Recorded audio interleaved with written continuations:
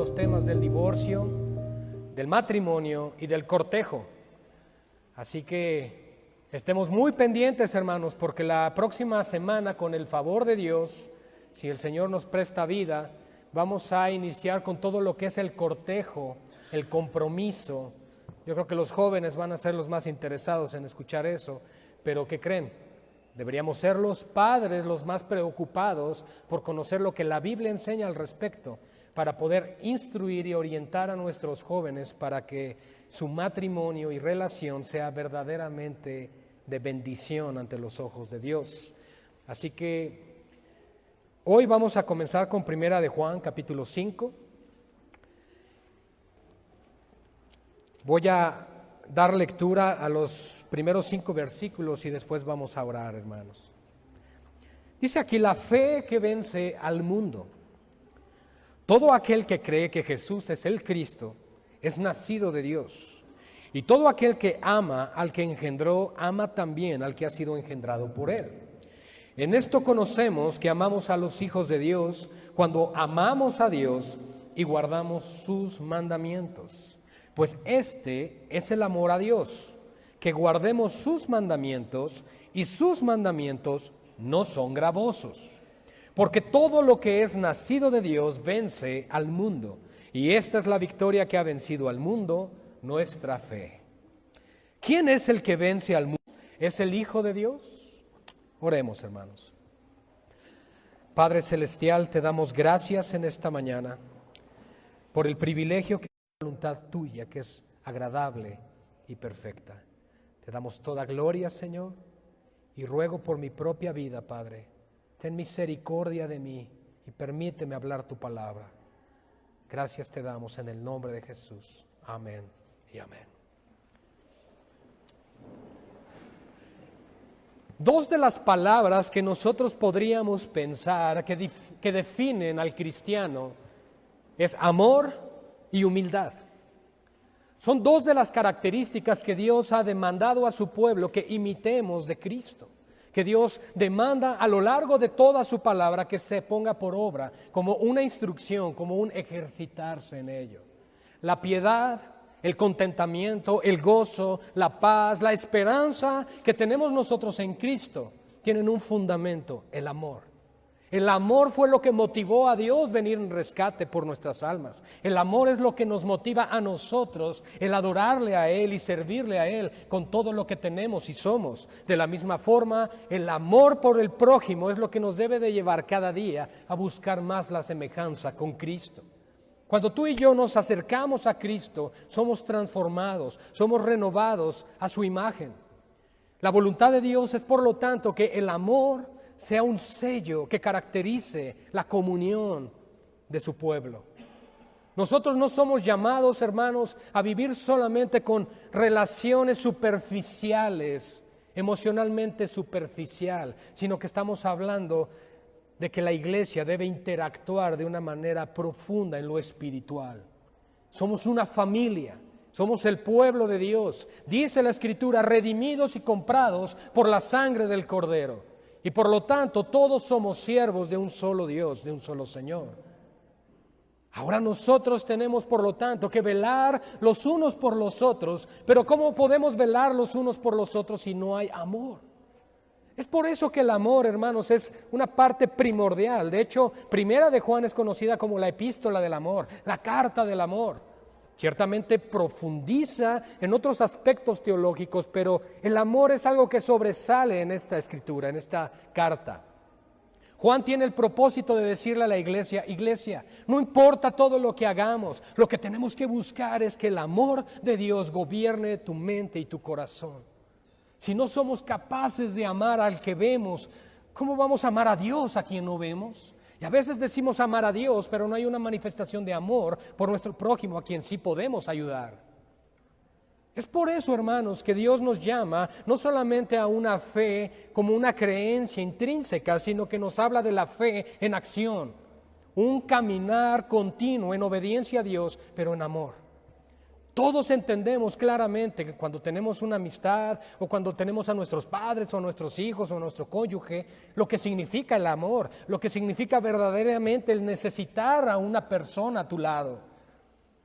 Yo sé lo que significa que se vaya tu esposa y que la extrañes y que al final del día te reencuentres. Es una bendición, es un gozo, porque amas a la persona, porque hay una relación estrecha. Y esa intimidad es la intimidad que debe existir, en primer lugar, entre Dios y su iglesia. Ahora, Dios lo ha dado todo. Dios ha dado los medios, nos ha dado la palabra, nos ha dado a su Espíritu Santo y todo lo que necesitamos para tener relación con Él, comunión y amor. La pregunta es, ¿nosotros le estamos amando a Él como Él lo merece? ¿Realmente le estamos amando a Él correspondiendo al amor que Él nos ha dado? Eso es precisamente lo que Juan está abordando en el capítulo 5 de la primera carta que él escribe a la iglesia. No es la primera carta que él escribe. Sabemos que él escribió el Evangelio que lleva su nombre, el Evangelio según San Juan.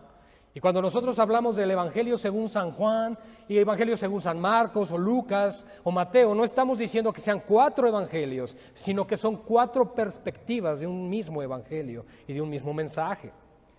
Por lo tanto, Juan tenía necesidad de poder transmitir esto. Ahora, ¿por qué es Juan el encargado de hablarnos del amor de Cristo y del amor de Dios? Él era el discípulo amado. Si tú y yo analizamos los evangelios, nos vamos a dar cuenta que Jesús trabajó de manera diferente con cada discípulo. Porque cada uno de nosotros somos diferentes en esencia.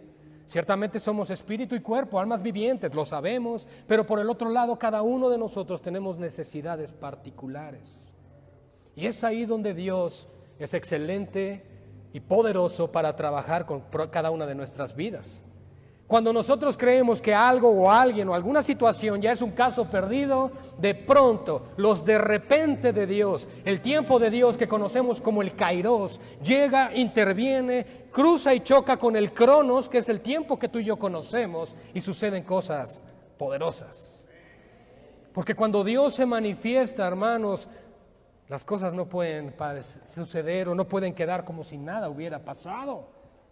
Cuando Dios interviene en algo, se manifiesta su sello, su firma, su mano. Y todo es como resultado para que el pueblo de Dios le conozca y le ame por quien es Él, no por lo que da, sino por su persona.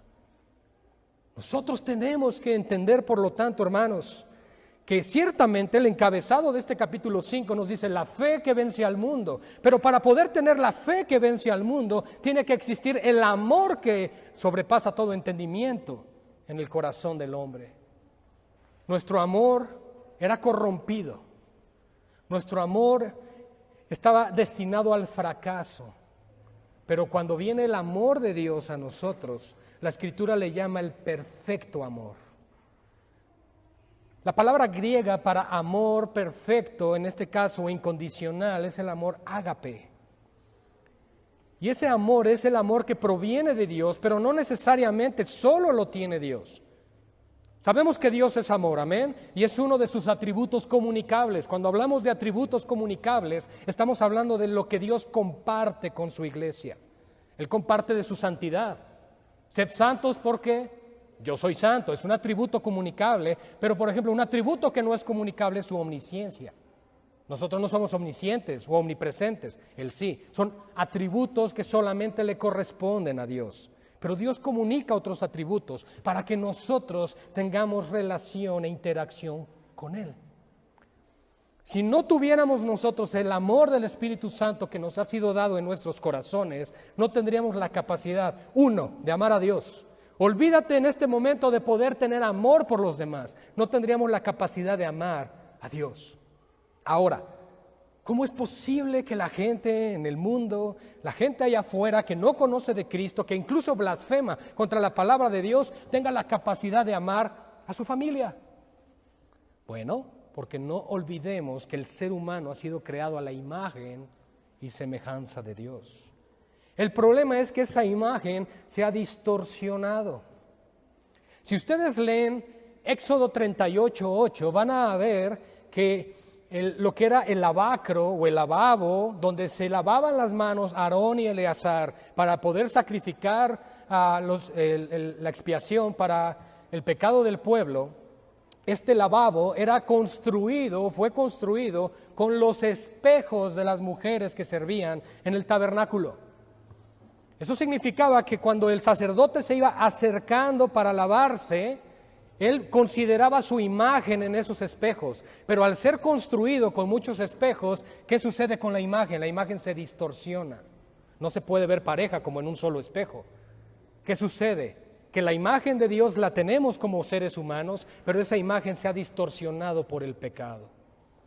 Esa es la razón por la cual nosotros tenemos que venir a Cristo, para que veamos la gloria del Señor como en un espejo. Enseña, creo que segunda de Timoteo, capítulo 2, el último versículo.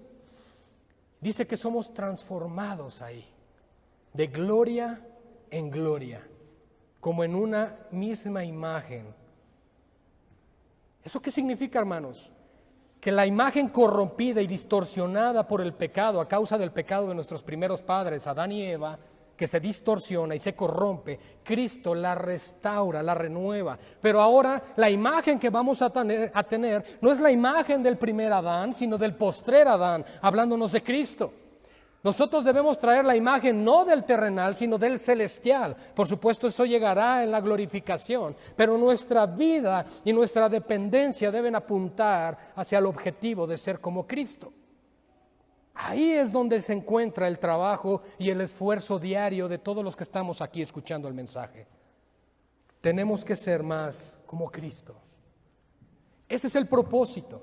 Termina el culto del día de hoy, sales por esa puerta y el corazón de un verdadero creyente no dice, bueno, ya cumplí, ya pasó, ¿ahora dónde vamos a comer? No. El corazón de un verdadero creyente sale y dice, Señor, ¿qué voy a hacer con la palabra que he recibido? Aplícala a mi vida, quiero conocerte, quiero crecer en ti.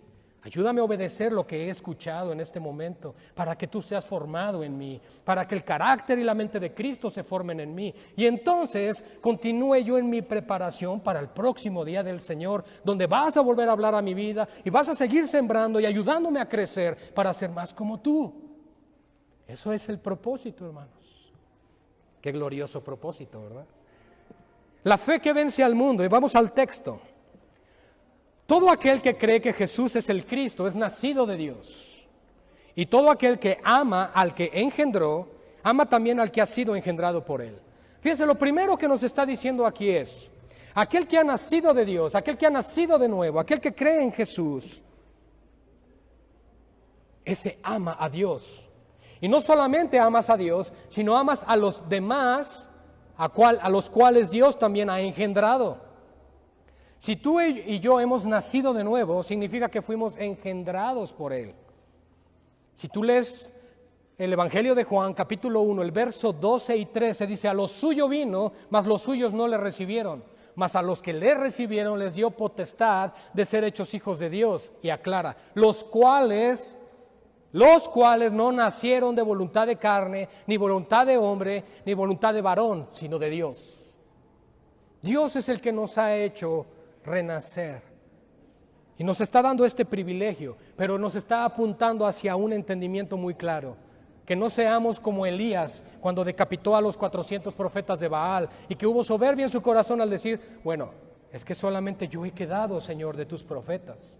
¿Y qué le responde el Señor? No, yo me reservé 7,000 hombres que no han doblado su rodilla ante Baal. Lo que el Señor nos está diciendo en esta palabra es, mira, si tú has nacido de nuevo, vas a amar a Dios, pero tienes que amar también a aquellos que también Dios llevó al nuevo nacimiento, porque ahora son parte de tu familia. Qué interesante, porque a veces nosotros vemos el entendimiento o el concepto del nuevo nacimiento y de la iglesia como algo separado de la relación interpersonal que debemos de tener como pueblo de Dios. Soy iglesia, amo a Dios, gracias por Cristo, sí, pero los demás me caen mal, no los soporto, ahí se ven. No.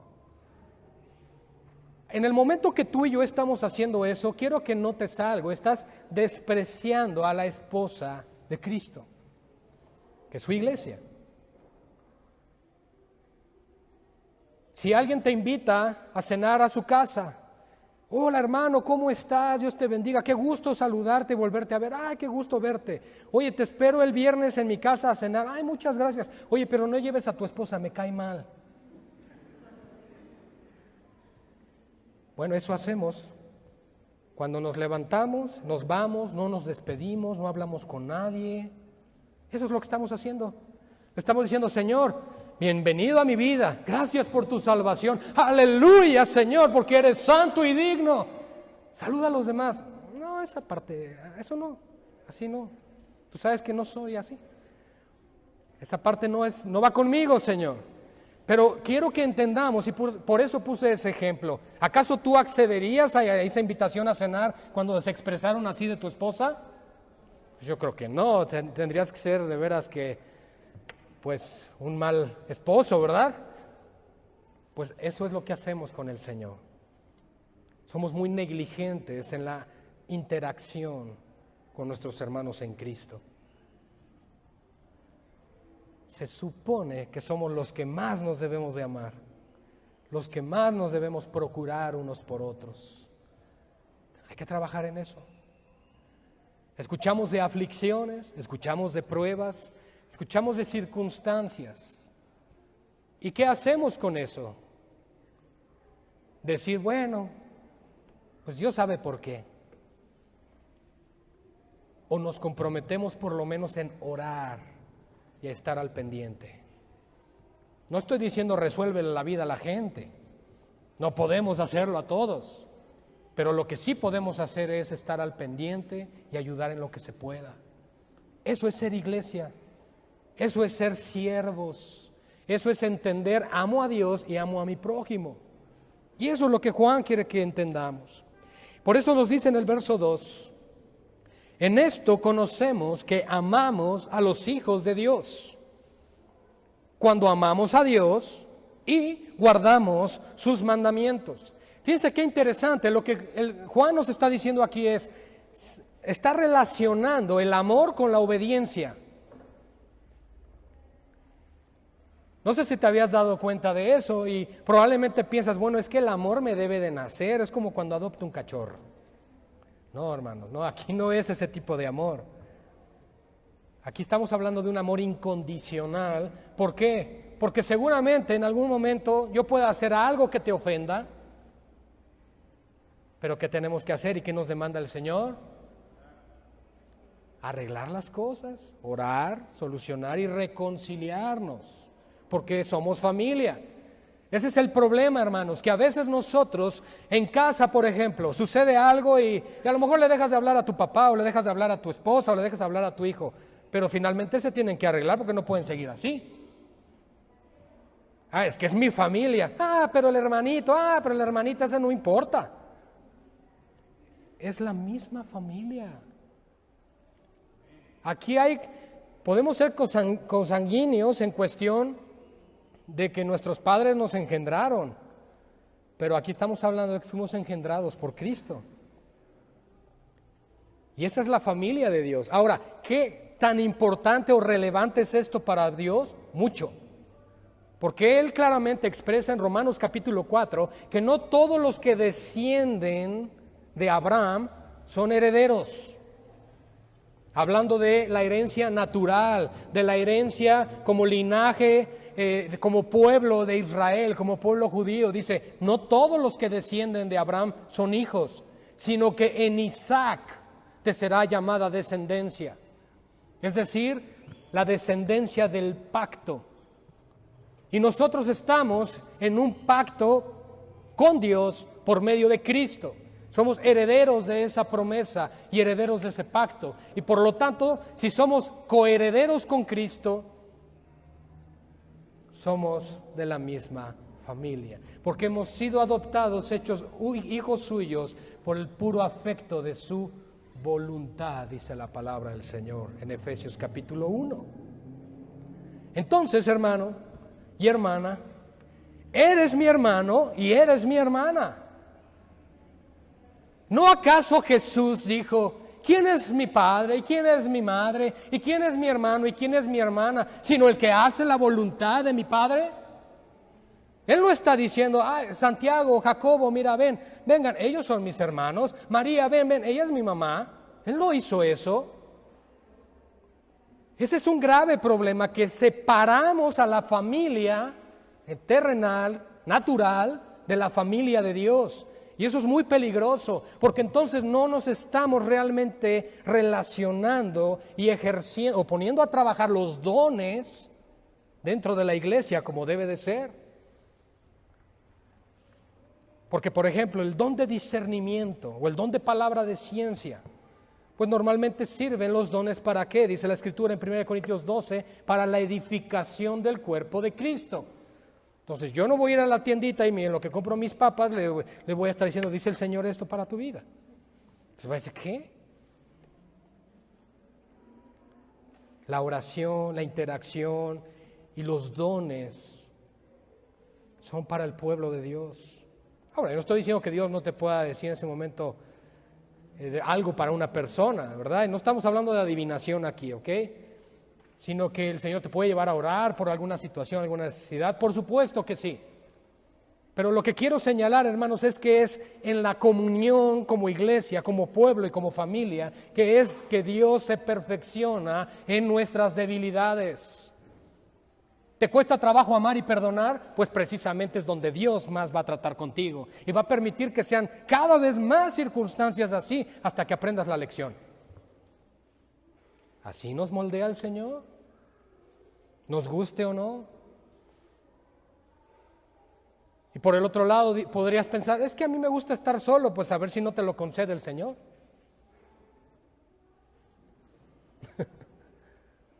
¿Sí me explico?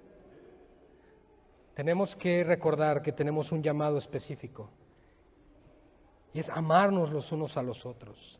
En esto conocemos que amamos a los hijos de Dios. ¿Quiénes son los hijos de Dios? Pues nosotros, nuestros hermanos, el contexto de una iglesia local, los hermanos que nos vayan a visitar en nuestro congreso, también son hermanos y parte de la misma familia, y les vas a dar el abrazo como si los vieras desde que son niños, porque somos comprados por la misma sangre. En esto conocemos que amamos a los hijos de Dios.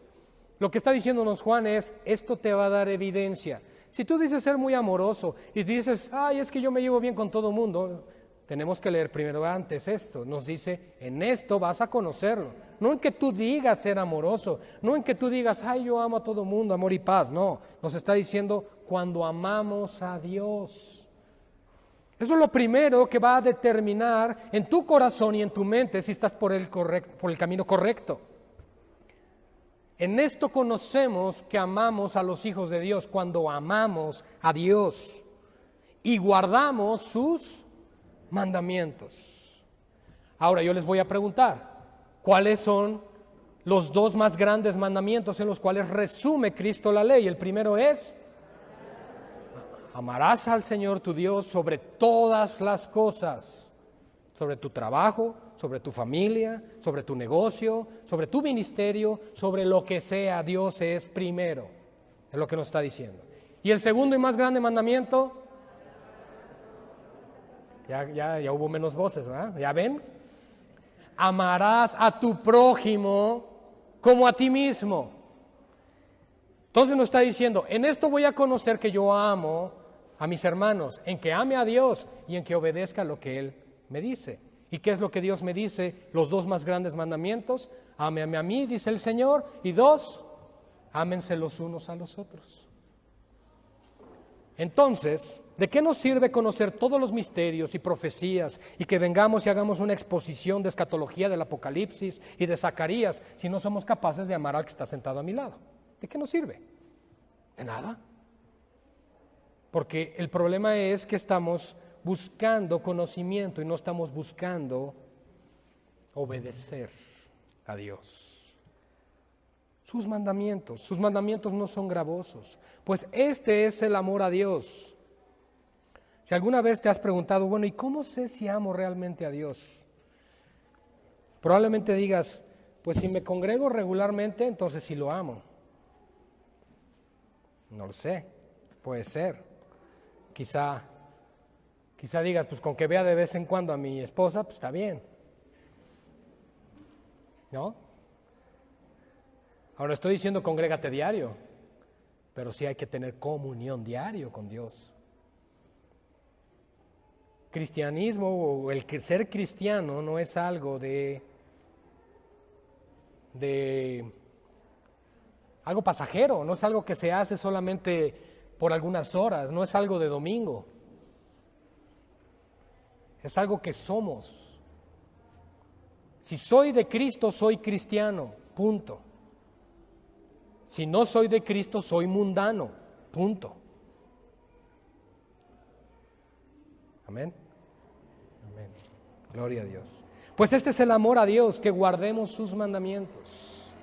Y sus mandamientos no son gravosos. Fíjense qué interesante, hermano, nos está diciendo aquí algo muy claro.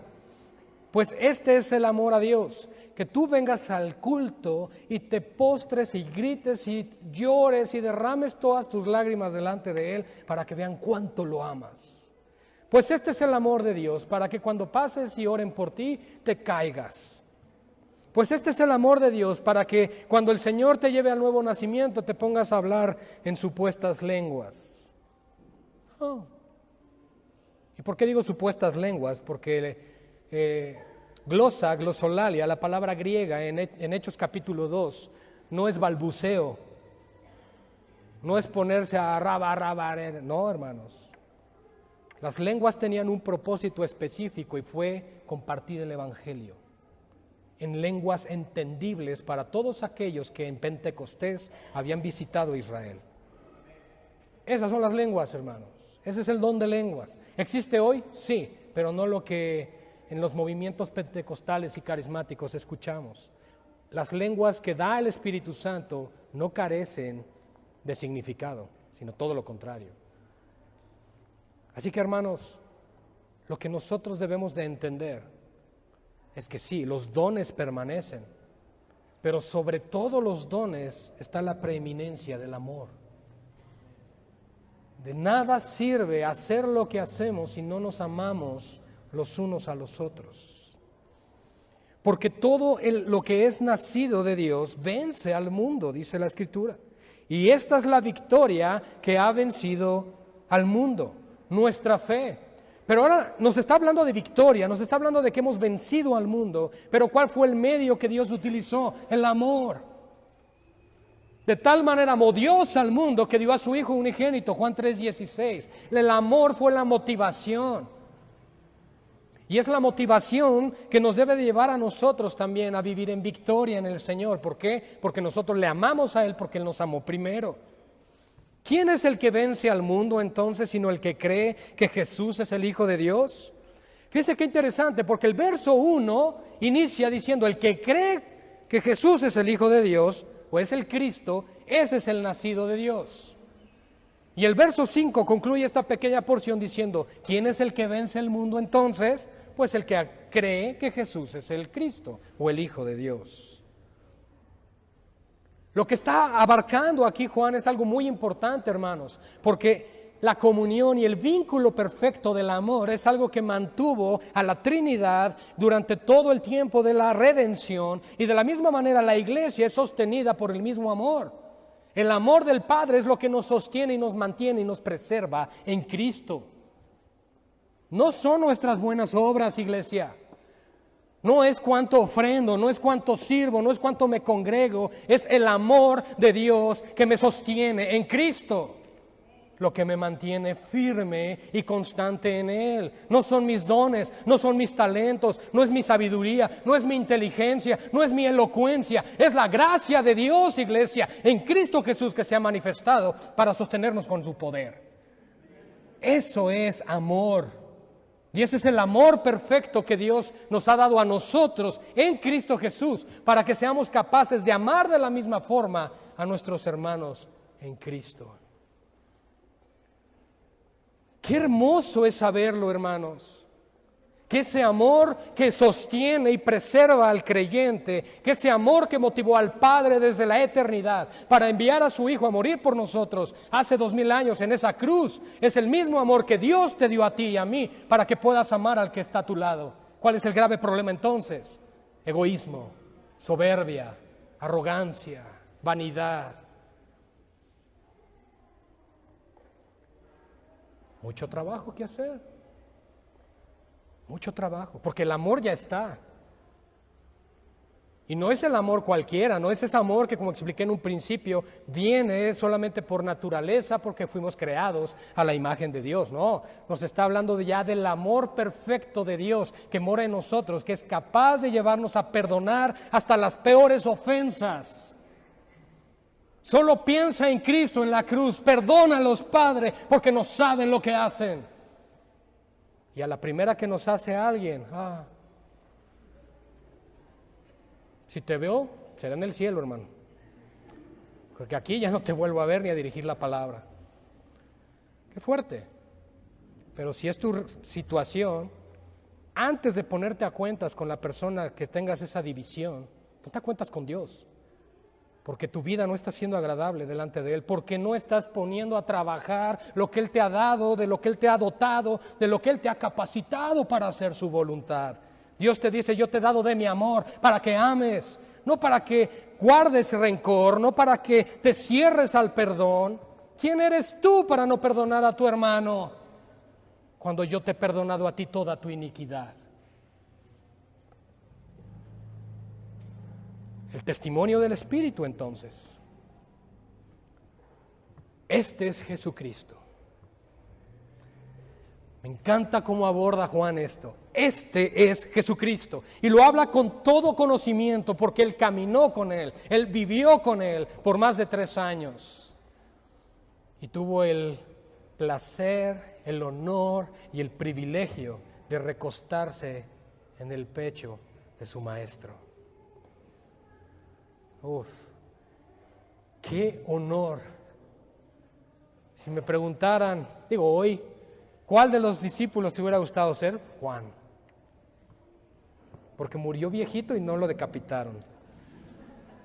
No, pues porque tuvo el privilegio de conocer íntimamente al Señor. Este es Jesucristo. Y esto es una pregunta que nos tendríamos que hacer, porque fíjense, hermanos, Él está llegando a una conclusión por un conocimiento. Lo que les acabo de explicar del verso 1 al 5 es lo que lleva a Juan a una comprensión. Este es Jesucristo. Y la pregunta es, ¿nosotros sabemos quién es Jesucristo? ¿Podremos tener la comunión y la intimidad con Dios de tal manera que digamos, este es Cristo?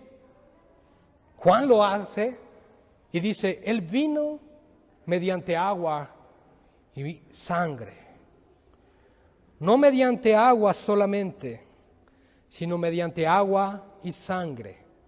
Y el Espíritu es el que da testimonio, porque el Espíritu es la verdad. Y ya no lo voy a explicar porque ya saben lo que significa. Nacimiento del agua, hermanos. Cristo vino en agua. Cuando Jesús fue al Jordán para ser bautizado por Juan el Bautista le dijo, ¿vienes tú a mí cuando yo soy el que debería ser bautizado por ti? ¿Y qué le dijo el Señor? Deja que cumplamos así toda justicia. En otras palabras, deja que me identifiquen todo con aquellos que yo voy a rescatar. Jesús no necesitaba bautismo de arrepentimiento. El agua simboliza eso. El agua simboliza también la palabra, la pureza, la limpieza, cómo nos lava con su bendita palabra cada día. Cuando su palabra nos dice, no mientas, no digas falso testimonio, no debo mentir, falso testimonio no, nos está lavando. ¿Sí? En inglés dicen el coco wash, ¿eh? Pero aquí no es de una manera torcida la frase, sino que el Señor está lavando nuestros pensamientos, renovándolos. Pero ¿por qué son necesario? ¿Por qué es necesario que se laven? Porque están muy sucios, muy contaminados, pervertidos los pensamientos, corrompidos por el pecado. Algunos en gran y otros en menor, pero todos estamos siendo afectados por el pecado. Nuestra cultura, por ejemplo, hablando de nuestra nación, México, que normalmente se conoce por el doble sentido, por los chistes colorados que suben mucho de tono, ofensivos, etcétera, etcétera. Cosas que quizá, si no las decíamos, las sabíamos o las oíamos. Y cuando venimos a Cristo, muchas de esas cosas están registradas en el disco duro. Y por ejemplo, cuando te enojas mucho, no vienen bendiciones al pensamiento, sino que te recuerdan esas cositas. ¿Cómo entonces obra Dios para que esos pensamientos se eliminen totalmente de la bandeja de entrada? Renovando el entendimiento, cambiando la forma de pensar.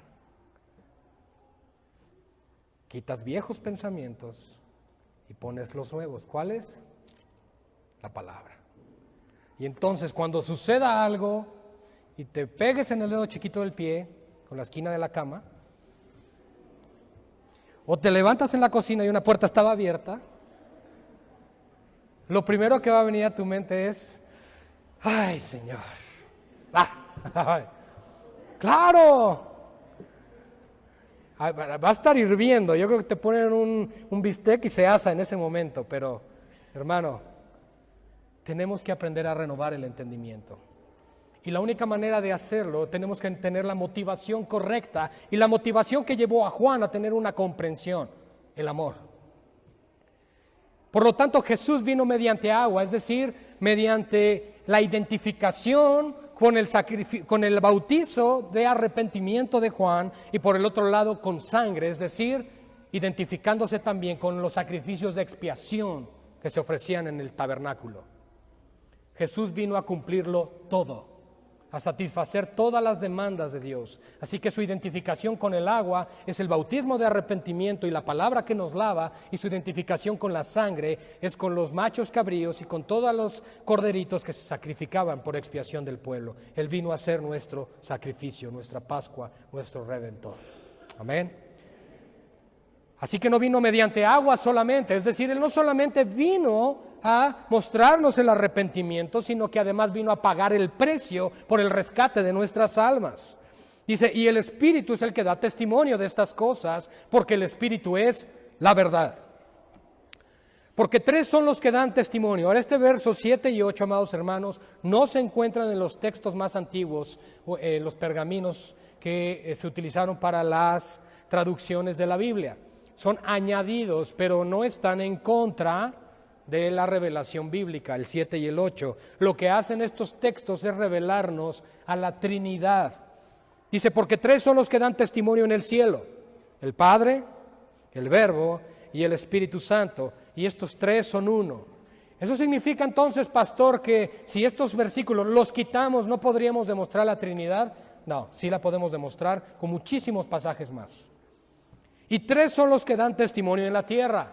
En el cielo, ¿quién dio testimonio? Dice la Escritura: el Padre, el Verbo y el Espíritu.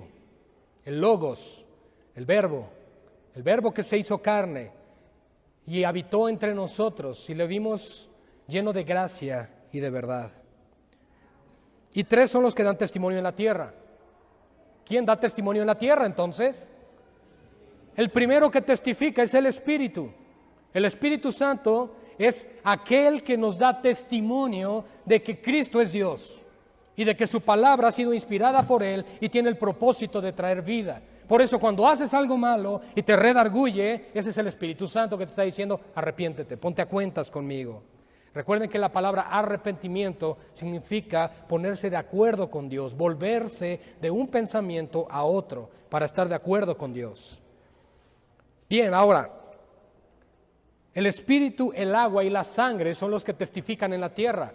Es visible para nosotros. Nosotros no podemos ver al Padre y nosotros no podemos ver al Espíritu Santo, pero Cristo se reveló, se encarnó, tomó forma humana y Él reveló al Padre. Y Él operó todo en virtud de los dones del Espíritu Santo. Y no solamente eso, sino que envió al Espíritu Santo como el Paracletos, el Consolador, aquel que viene como otro, como Cristo, para poder ayudar a la iglesia en su misión en esta tierra. ¿Cuál es? La regeneración, en primer lugar, cuando naces de nuevo. La santificación, que es tu proceso de pureza y purificación a lo largo del resto de tu vida. Y posteriormente la glorificación, cuando vayamos a la presencia del Señor.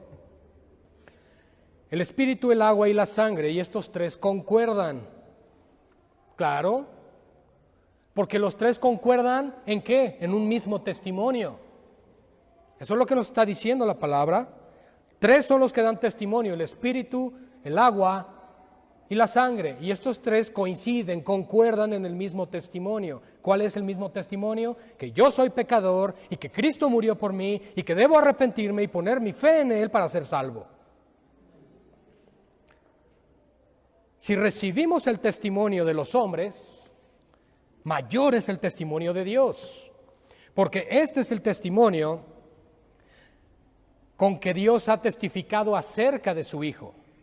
El que cree en el Hijo de Dios tiene la vida. El que cree en el Hijo de Dios tiene el testimonio en sí mismo. El que no cree a Dios le ha hecho mentiroso, porque no ha creído en el testimonio que Dios ha dado acerca de su Hijo. Y este es el testimonio que Dios nos da o nos ha dado, Dios nos ha dado vida eterna, y esta vida se encuentra en su Hijo. El que tiene al Hijo, tiene la vida. El que no tiene al Hijo de Dios, no tiene la vida. El testimonio que el Espíritu Santo está dando a la iglesia y a través de la iglesia es que Jesucristo es el Hijo de Dios. Aquel día las naciones de la tierra harán gran lamentación cuando vean al Hijo del Hombre venir en toda su gloria y esplendor. Dirán: ¿qué hicimos? Era realmente el Salvador y no creímos su mensaje. Y probablemente hoy podamos estar sentados aquí también dudando aún de su palabra. Él ha dado testimonio y el Espíritu Santo nos da el testimonio. El que tiene al Hijo tiene la vida. El que no tiene al Hijo de Dios no tiene la vida. Y añade en Juan capítulo 3 en el Evangelio, él dice: y el que no tiene al Hijo de Dios, la ira de Dios permanece sobre él. Wow. Como lo hemos explicado, o eres de Cristo o eres del diablo. Y probablemente digas: oye, ¿eso significa que allá afuera todos son como zombies? ¿O todo el mundo está endemoniado? No estamos diciendo eso, pero están sujetos a la voluntad de Satanás, por derecho legal desde que Adán pecó. Por eso Cristo vino a redimir, a reconciliar a la humanidad con el Padre, pagando el precio con su sangre. Estas cosas os he escrito a vosotros. ¿A quiénes les escribió esto Juan? A los creyentes y por extensión a nosotros. Estas cosas os he escrito a vosotros que creéis en el nombre del Hijo de Dios. No hay otro nombre dado a los hombres, iglesia, en el cual podamos ser salvos. Hechos 4:12 nos dice que solamente en el nombre del Señor hay salvación. Y estas cosas se nos escribieron, estas cosas nos dejaron como legado. Este es un testimonio, esta es parte, hermano, de la herencia que tenemos para que sepamos que estamos en la verdad, en Cristo Jesús.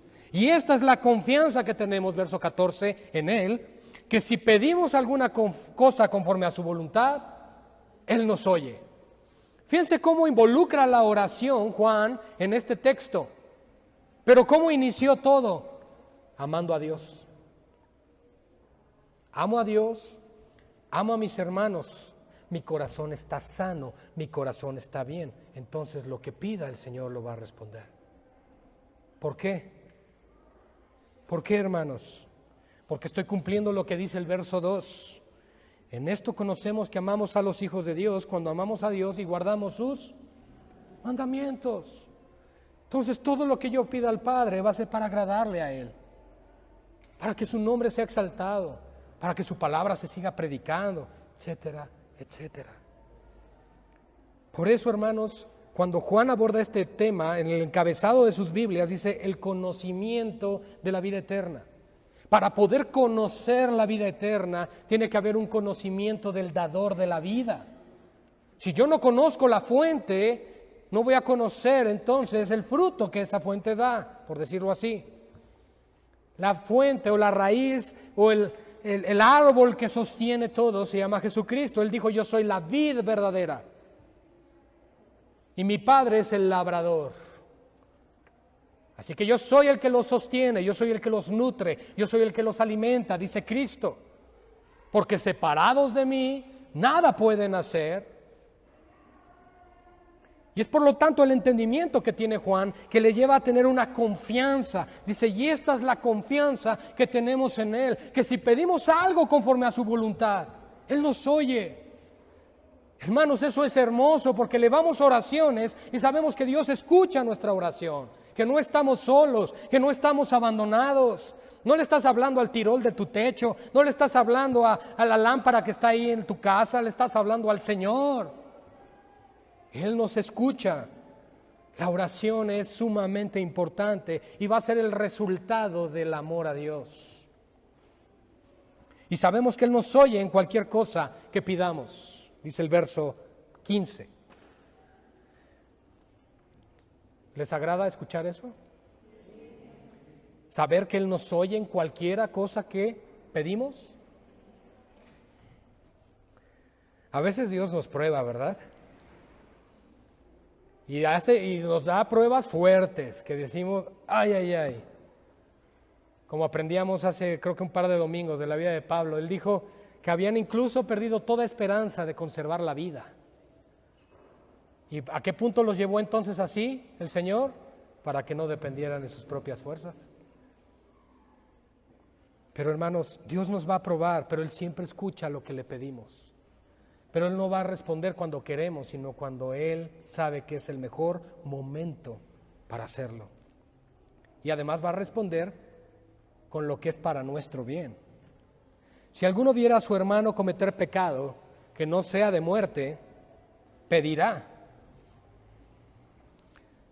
Y Dios le dará vida.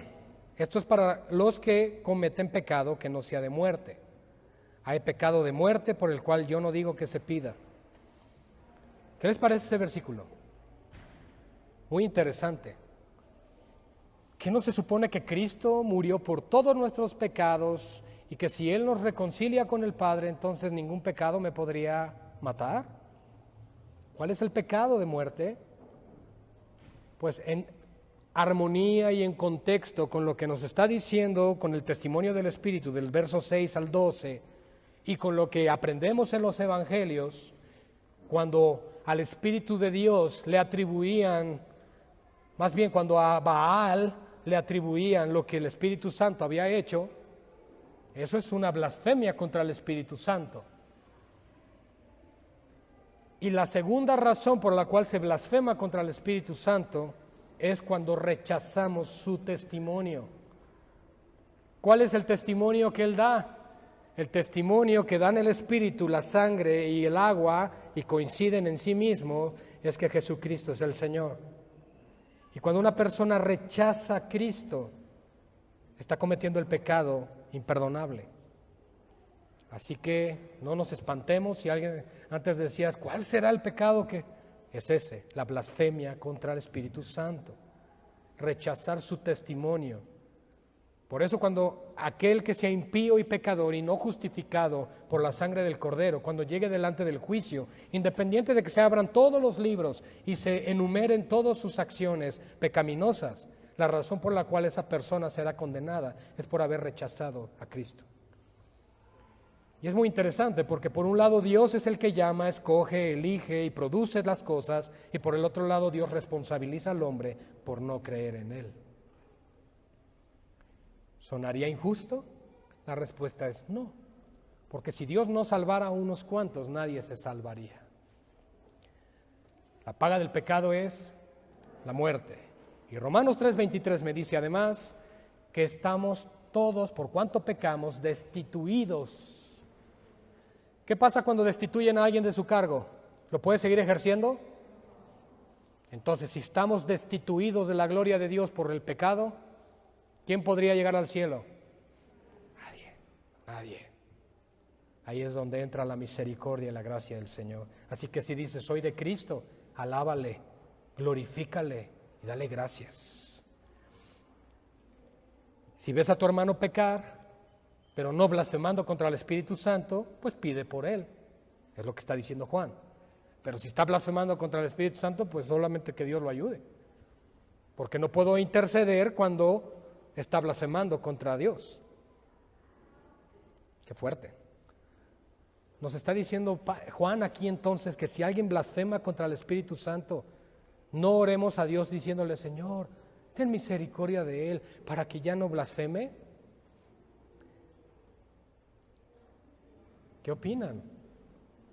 Juan nos dice, no pidas, no pidas. Dios se encarga de esa persona. No somos más buenos que Dios, iglesia, no lo olvidemos.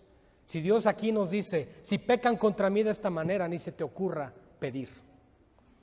Como cuando le dijo a Moisés, ni se te ocurra interceder por ellos. Ay, ay, ay.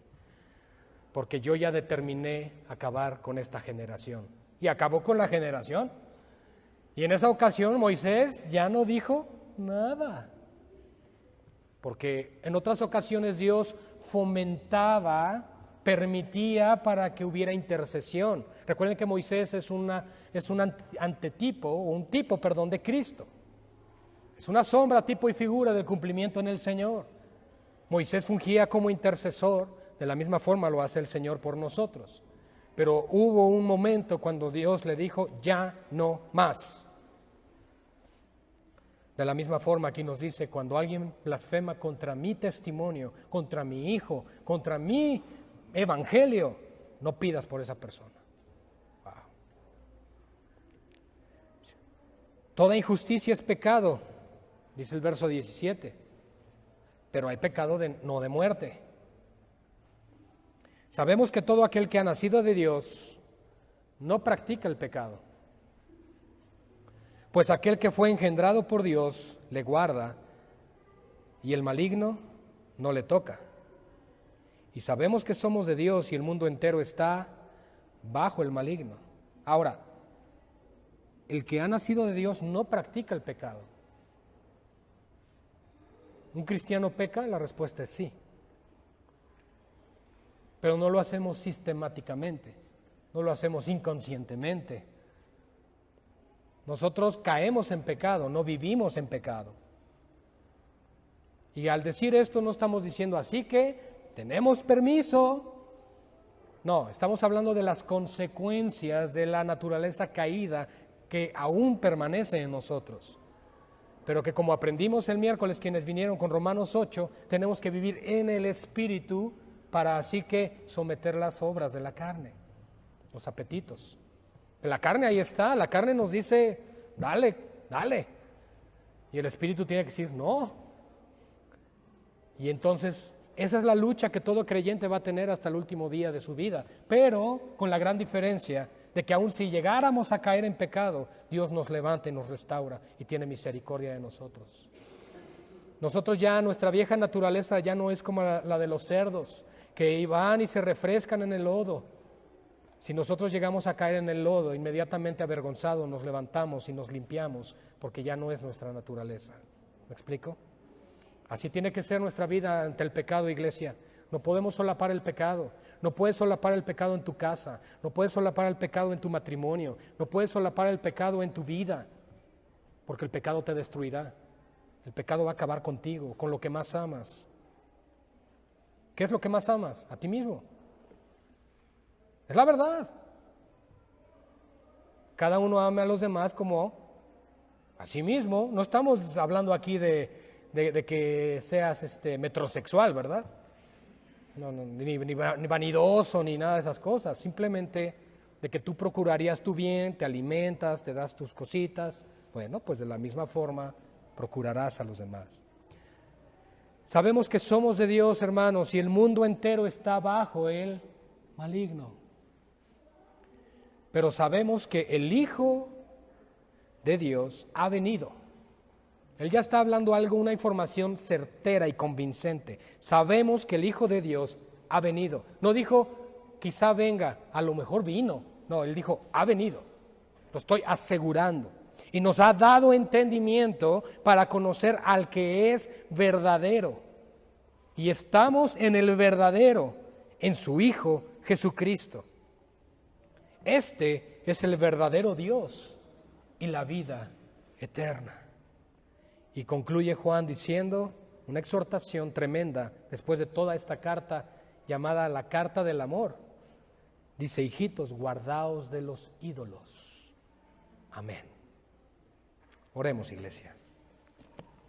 Padre, qué hermosa palabra, Señor.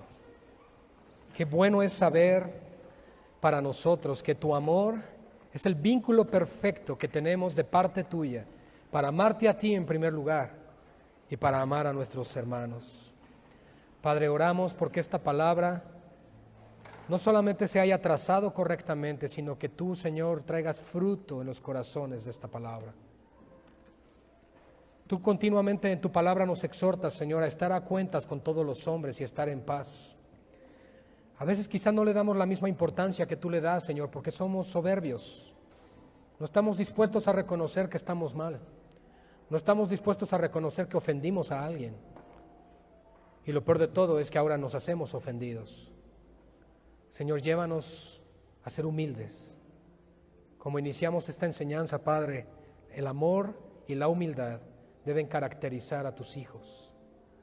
Ayúdanos a ser así, Padre, para ser un pueblo que te ame verdaderamente, para que podamos decir: este es Jesucristo, el cual me ha llevado a amar de esta forma, el cual ha limpiado mi mente, mi carácter, y ahora tengo la capacidad de amar y de perdonar en Él a todo aquel que me haga daño.